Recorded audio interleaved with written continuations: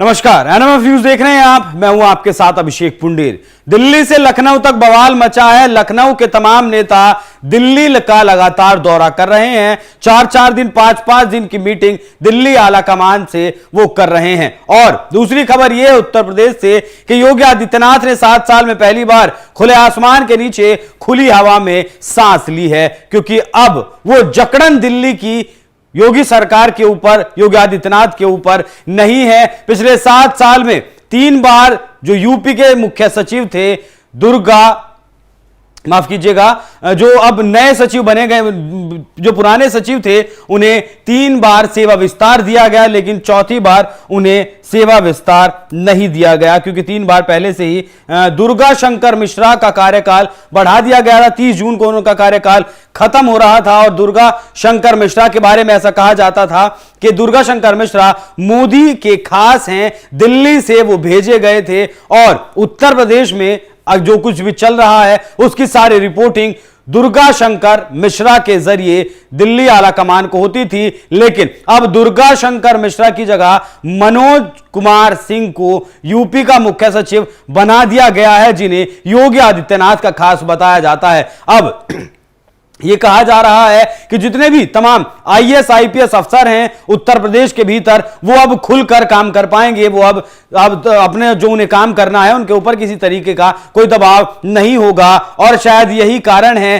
कि यूपी के दोनों उप मुख्यमंत्री केशव प्रसाद मौर्य या फिर ब्रजेश पाठक आपको बहुत ज्यादा वो राजनीति में एक्टिव नहीं दिखाई दे रहे होंगे। और उनके बाद दोनों के बारे में खबरें ऐसी हैं कि दोनों, केशव प्रसाद मौर्य और ब्रजेश पाठक, लगातार दिल्ली का दौरा कर रहे हैं। केशव प्रसाद मौर्य के बारे में खबर यहां तक भी आई कि उन्हें संगठन का अध्यक्ष बनाया जा सकता है, मतलब बीजेपी का अध्यक्ष बनाया जा सकता है। जेपी नड्डा के बाद जो पद खाली होगा उन्हें बनाया जा सकता है, लेकिन यह महज एक अफवाह ही है। अब थोड़ा सा शुरू से लेकर चलते हैं। जिस वक्त प्रधानमंत्री नरेंद्र मोदी ने शपथ ग्रहण समारोह किया था और शपथ ली थी, उसके बाद 5 दिन तक केशव प्रसाद मौर्य लगातार दिल्ली में डटे रहे, आलाकमान के साथ बातचीत करते रहे। उसके बाद वो उत्तर प्रदेश लौटे जरूर, लेकिन किसी सरकारी कार्यक्रम में या फिर योगी आदित्यनाथ ने धड़ाधड़ एक दिन में जो 11 मीटिंगें की थी, उनमें केशव प्रसाद मौर्य और जो दूसरे डिप्टी सीएम है ब्रजेश पाठक, वो दोनों ही शामिल नहीं हुए।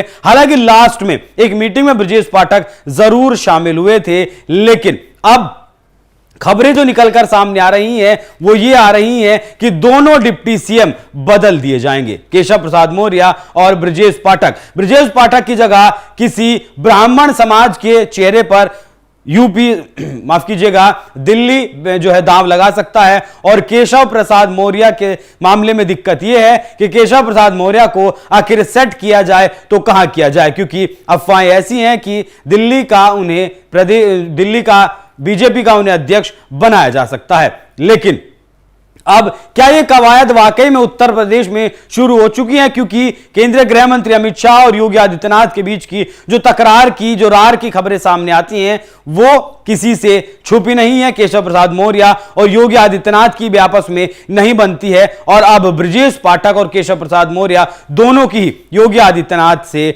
नहीं बनती है। अगर आपको याद हो तो हाथरस का जब ये कांड हुआ 2 जुलाई में, उस वक्त जो अस्पताल में मरीजों को जब भर्ती करवाया गया तो वहां ऑक्सीजन नहीं थे, प्रॉपर इक्विपमेंट्स नहीं थे। उसके बावजूद भी ब्रजेश पाठक स्वास्थ्य मंत्री उत्तर प्रदेश के होने के बावजूद भी नहीं पहुंचे हाथरस। उनसे पहले उनके मुख्यमंत्री योगी आदित्यनाथ हाथरस पहुंच जाते हैं। केशव प्रसाद मौर्य हो या फिर ब्रजेश पाठक हो, दोनों ही नेता हाथरस में नहीं पहुंचे और ना ही कोई सरकारी मीटिंग में, सरकारी कार्यक्रम में दोनों की तरफ से कोई भागीदारी ली जा रही है। तो अब असल में सच्चाई क्या है? क्या वाकई में केशव प्रसाद मौर्य और ब्रजेश पाठक दोनों को हटा दिया जाएगा? उनकी जगह पर, दोनों की जगह पर कोई नए व्यक्ति इनकी जगह लेंगे? क्योंकि साथ में यह भी खबर चल रही है कि बीजेपी ने ये जो चलन शुरू किया था 2 डिप्टी सीएम का, उसे वो अब बदल देना चाहती है और अब मुख्यमंत्री के साथ एक ही उप मुख्यमंत्री